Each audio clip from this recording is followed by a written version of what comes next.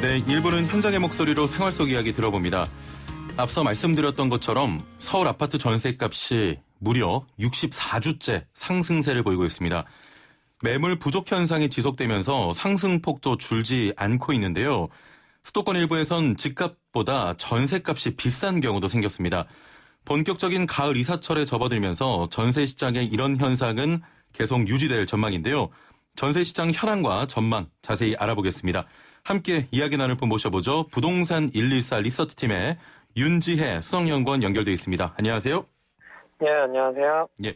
자, 대표적인 이사철이라고 하면 봄, 가을을 이야기합니다. 시장의 움직임도 봄, 가을에 활발한 편인가요? 어떻습니까? 네, 일단 부동산 시장에서 이제 계절적인 성수기와 이제 비수기가 있습니다. 예. 일반적으로 이제 봄과 가을을 이사철이라고 부르는데요. 동시에 이제 성수기로도 분류를 합니다. 예. 부동산 거래가 가장 활발한 시기이기도 하고요. 반면에 이제 더운 여름이나 추운 겨울 같은 경우는 사람들 이동이 쉽지 않아서 비수기로 분류를 합니다. 예. 성수기에 해당되는 봄과 가을 모두 성수기로 분류는 되는데 부동산 거래량 면에서는 가을철이 상대적으로 전월세나 매매 거래가 조금 더 활발한 편입니다. 시장에서는 가을철에 좀 활발하다. 네. 최근 발표에 따르면 서울은 64주, 수도권은 58주째 연속으로 전셋값이 올랐다고 합니다. 실제로 시장에서는 어떻습니까? 예, 일단 작년 5, 6월 이후부터 서울과 수도권에서 60주 이상 전세가격 상승세가 나타나고 있고요. 예. 월간 기준으로 보면 16개월 연속으로 상승하고 있는 국면입니다. 예. 이걸 다시 연간으로 확대해서 보시면 서울과 수도권 지역에 따라 이제 다소 변동은 있지만 2008년 글로벌 금융위기 이후부터 매년 전세 가격은 매년 꾸준히 오르는 분위기입니다. 예. 특히 올해의 경우는 1월에서 8월까지의 이제 누적 상승폭이 5.9%로 2015년 이후 5년 만에 가장 높은 상승률을 기록을 했고요. 예. 전반적으로 전세 매물이 부족해지면서 계절적인 비수기, 성수기 상관없이 꾸준히 상승한 결과로 풀이가 되고 있습니다. 예. 아니, 원래 전셋값 그래프라는 게 이렇게 굴곡 없이 상승세가 계속되는 겁니까? 일단 전세 제도가 아무래도 대한민국에 있는 특수한 계약 형태다 보니까 여러 가지 이유로 상승세가 나타나고 있다고 볼 수 있는데 일단 2008년 금융위기 이후에 이제 저금리 기조가 고착화되면서 임대인들이 전세보다 월세를 선호하는 현상이 나타났습니다. 이 때문에 이제 전세와 월세가 혼용됐죠. 이제 반전세라는 형태도 시장에 나오고 있고요. 예. 저금리라는 이유와 더불어서 과거보다 전세 대출 제도가 굉장히 활성화되어 있다는 점도 원인으로 볼 수 있습니다. 예를 들어서 월세를 내는 것보다는 전세 대출을 받고 이자를 내는 것이 상대적으로 비용이 절감되는 상황인데요. 이처럼 수요자는 전세를 선호하는 반면에 임대인들은 월세를 선호하다 보니 수요자와 공급자 사이의 미스매칭이 지금의 전세 가격의 장기 상승을 불러왔다고 볼 수 있습니다. 예. 자, 올해 지속적으로 가격이 오르는 이유 중 하나로 새 임대차법의 시행을 이야기하는데요. 영향이 있나요? 일단 앞서 설명한 저금리 상황이 전세 시장에 가장 큰 영향을 줬지만 단기적으로는 임대차 3법이 상당한 영향력을 발휘하고 있습니다. 임대차 3법을 살펴보시면 전월세 상한제와 계약갱신 청구권 두 가지가 현재 시장에서 시행 중에 있는데요. 이걸 하나하나 따져보시면 전월세 상한제의 경우 5% 이내에서 상승폭을 제한을 하는데 임대인 입장에서는 이 제한된 수준만큼은 올려야 된다는 인식이 생기는 부작용도 일부 있습니다. 그리고 계약갱신 청구권으로 인해서 4년 단위로 새로운 임차인을 받을 수 있게 되면서 2년 단위로 이루어지던 계약보다는 전세금을 더 올려받아야겠다 하는 임대인들이 늘어나는 분위기입니다. 예, 알겠습니다.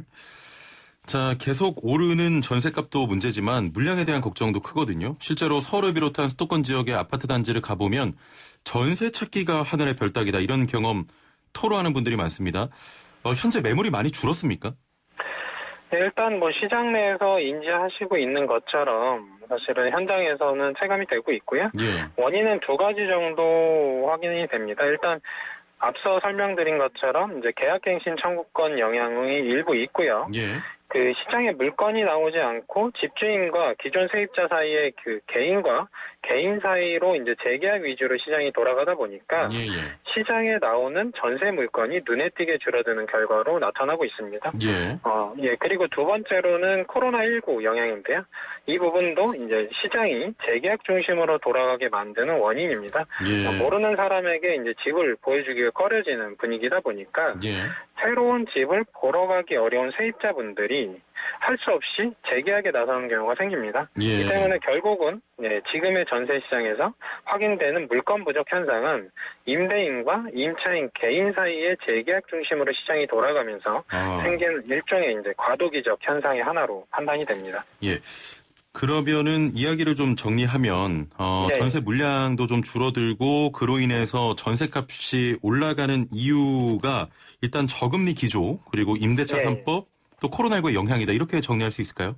네, 그렇게 일단 크게 보면 그렇습니다. 한편으로는 이 가을철에 이사를 많이 하면서 물량 부족은 어느 정도 있었단 말이죠. 매년 가을만 되면. 올해는 특이한 점이 있을까요? 일단 뭐 최근 10년 사이에 가을 이사철을 살펴보시면 9월에서 11월 사이에 보통 1에서 한 4%까지 상승폭이 높은 시기로 볼 수 있습니다. 다만 이제 올해 특이점은 아까 설명드린 코로나19 그게 이제 가장 큰 영향력을 발휘하는 가운데 임대차 3법의 전격적인 시행으로 제도가 시장에 안착하는 데 상당한 시간이 필요한 상황이고요. 이 새로운 제도와 코로나19 상황에서 가을 이사철이 동시에 겹치다 보니까 과거 어느 때보다 불안정한 전세시장 분위기가 형성이 됐습니다. 이러한 분위기를 고려했을 때 사실은 정부도 임대차 3법에 대한 뭐 해설집을 최근에 내놨었잖아요. 그 때문에 이제 분쟁 조정도 늘어나다 보니까 정부도 분쟁 조정위원회를 확대 설치할 계획이 있습니다. 지금 임대차 3법이 시행되고 정착하는 데까지는 조금 시간이 걸릴 것으로 보이는데 임대차 3법으로 인해서 전세를 구하는 분들이 오히려 좀 불리해졌다 이렇게 평가를 하십니까? 임대차 3법으로 인해서 사실은 시장 내에 물건이 줄어든 부분이 있기 때문에 사실은 새롭게 물건을 찾으시는 분들은 과거보다 물건이 많이 부족하다 이렇게 느끼실 수밖에 없는 환경이고요. 아무래도 새로운 계약 그러니까 4년 단위로 이루어지는 계약으로 지금은 계약이 되고 있다 보니까 새로 계약 물건을 찾을 때는 아무래도 시세보다 좀 높은 물건에 계약이 되는 사례가 계속 확인이 되고 있습니다. 자, 고양, 창릉, 하남, 교산 등에서 정부가 공급 부족 문제를 잡겠다면서 3기 신도시 계획을 발표했습니다. 내년에 이들 3기 신도시에 대해서는 우선 청약을 실시하기로 했는데 이렇다 보니까 이들 수도권에서 2년 거주 청약 요건을 맞추기 위해서 대거 전세를 찾아 좀 이동하는 물량이 많다고 들었는데 전세난을 부추긴다는 지적에 대해서는 어떻게 평가하십니까? 일단 뭐 앞서 설명드린 것처럼 시장 내에 물건은 없는데 특정 지역, 특히 이제 3기 신도시나 이제 서울 도심에서의 택지지구에 따라서 이제 사전 청약을 하잖아요. 그러다 보면 아무래도 시장에 물건은 없는데 특정 지역에 수요 유입되는 효과가 상당히 이어질 수가 있는 거죠. 이게 사전 청약이 3만, 그러니까 내년에 3만, 내후년에 3만, 총 6만 가구 수준인데요. 이게 6만 가구 정도가 청약 경쟁률이 높을 거라고 예상이 되다 보니까 사실은 시장에 대기하는 수요는 그보다 한 2배, 3배 많은 분들이 대기를 하겠죠. 그래서 그러다 보면 아무래도 시장 내에 전월세 시장 내에서의 물건 부족 현상은 상당 기간 이어질 가능성이 높아지는 거죠. 자, 그런데 이런 의견도 있습니다. 물량에 대해서 정부에서는 새 임대차법으로 오히려 2년 연장한 전세 세입자가 늘면서 전세 수요가 좀 반대로 줄어든 부분도 있다 이런 의견인데 어느 정도 좀 수긍은 되거든요. 이 부분은 어떻게 보십니까? 뭐 일부 일리는 있습니다만 앞서 설명드린 것처럼 시장의 임차 수요가 전세 계약을 원하는 반면에 임대인들은 전세보다 월세를 선호하는 분위기가 감지가 되고 있습니다. 예를 들어서 과거와 달리 지금은 전세 물건의 총량이 줄어들면서 과거에 6대 4나 한 7대 3 정도의 비중으로 전세 물건이 상대적으로 많았다면 지금은 한 5대 5 비중으로 전세와 월세 물건이 비슷해지는 쪽으로 변하고 있습니다. 수요가 일부 줄긴 했지만 전세 물건도 동시에 줄어들면서 정작 새로운 수요자는 시장에서 원하는 물건을 찾기가 어려워진 상황이라고 할 수 있는 거죠. 그럼 임대차 3법 어느 정도 좀 시간이 지나야 정착이 될 거라고 보십니까? 일단 임대차 3법은 올해 가을 이사철이 굉장히 진통이 많을 걸로 예. 보이고요. 일반적으로 제도가 시장에 안착하려면 뭐 4계절 정도가 지나면서 케이스가 굉장히 많아져야 되는 거거든요. 예. 그래서 시장 내에 개인과 개인 사이, 임차인과 임대인 사이에서 일정 수준 수용할 수 있는 범위라는 것들이 가이드가 나와야 되는데 예. 지금은 제도가 이제 첫 시행하고 얼마 지나지 않았다 보니까 서로 인지하고 있는 부분들이 조금씩 틀린 거죠. 예. 그 부분들이 시장에서 이제 소화되는 과정. 못해도 올해 하반기는 소화를 해야 되고요. 그리고 추가적으로 내년 상반기까지는 어느 정도 진통이 있을 걸로 예상을 합니다. 예. 자, 전셋값이 오른 영향인 건지 집값이 안정됐다고 봐야 할지 최근 수도권에서 전셋값이 매매가를 넘어선 일명 깡통 전세도 등장을 했다고요? 네, 일단 뭐 일반적인 현상은 아니고요. 예. 몇몇 사례들이 나오곤 있는데 전셋값이 매매가를 넘어서면 일명 깡통 전세라고 불립니다. 예. 예를 들어서 전셋값은 매매가의 70에서 한 80% 수준을 넘어가면 최악의 경우 경매로 넘어갈 경우에 보증금을 전부 돌려받지 못하는 사례가 생길 수 있고요. 예. 일단은 시장 전반으로 확대되는 현상은 아닌데요. 그 매매 가격이 만약에 이제 추가적으로 하락세로 돌아설 경우에는 전셋값이 과도하게 높은 임차인들은 보증금 반환에 대한 불안감이 커질 수 있는 요인입니다. 그렇습니다. 네. 혹시 어느 쪽 지역이 이런 깡통 전세가 등장을 하고 있습니까? 일단 서울에서는 일부 물건들이 있는 거고요. 예. 그리고 수도권 전반으로 확대하면 사실은 외곽 지역에서 그런 사례들이 많고 물건별로 보시면 아파트보다는 사실은 빌라나 다세대처럼 서민들이 거주하는 주택에서 주로 그런 사례들이 나오고 있습니다. 그렇군요.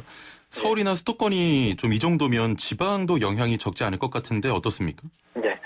일단 임대차 3법은 지역에 따라서 법 적용이 다른 건 아니라서 크게 다르진 않습니다. 특히 그 계약갱신 청구권에 따라서 그 4년가량의 전세 계약이 가능해지면서 새로운 계약이 시작되는 입주 단지의 경우 지방과 뭐 수도권 그 상관없이요.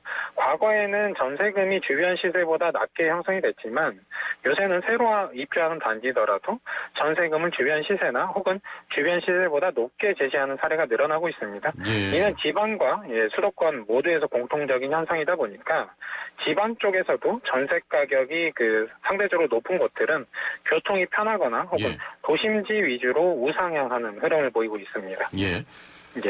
최근 주택도시보증공사에 따르면 올해 8월까지 집주인을 대신해 돌려준 전세 보증금이 무려 3,015억 원입니다.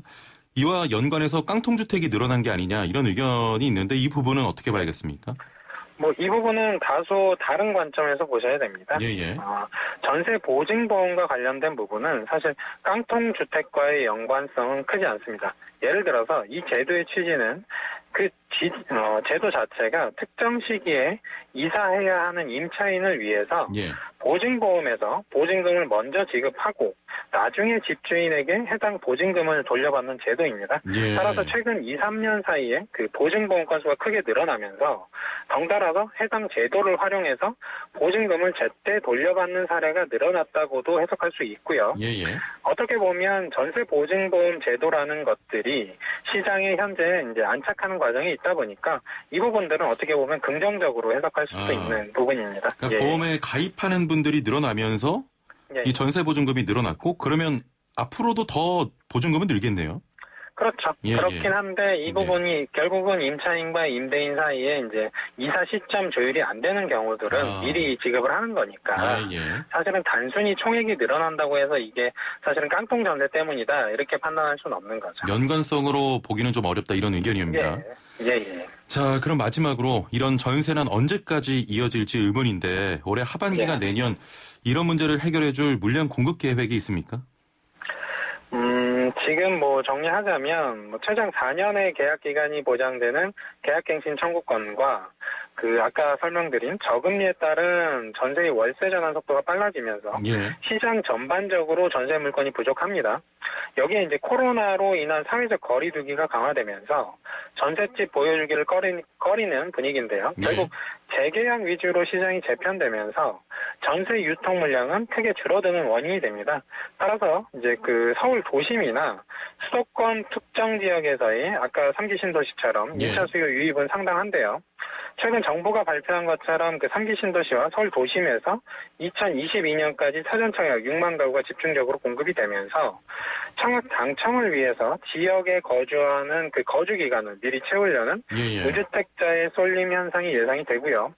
여기에 수도권 입주 물량, 아까 질문 주셨던 수도권 입주 물량이 당분간 줄어들 예정이 있습니다. 예. 이 때문에 시장에 유통되는 물량도 줄고 입주 물량도 내년부터는 어느 정도 줄어들 예정이기 때문에 상대적으로 이 부분에 있어서 전세 수요는 반대로 늘어나고 있습니다. 그러다 보니까 전세 가격의 상승세는 사실은 올해를 넘어서 내년까지도 상당 기간 이어질 가능성이 높은 상황입니다. 예, 이런 전세난과 전세값의 상승은 내년까지도 이어질 것이다. 이런 의견이었습니다. 네, 오늘 말씀은 여기까지 듣겠습니다. 감사합니다. 예, 감사합니다. 네, 지금까지 부동산 114 리서치팀의 윤지혜 수석연구원과 함께했습니다.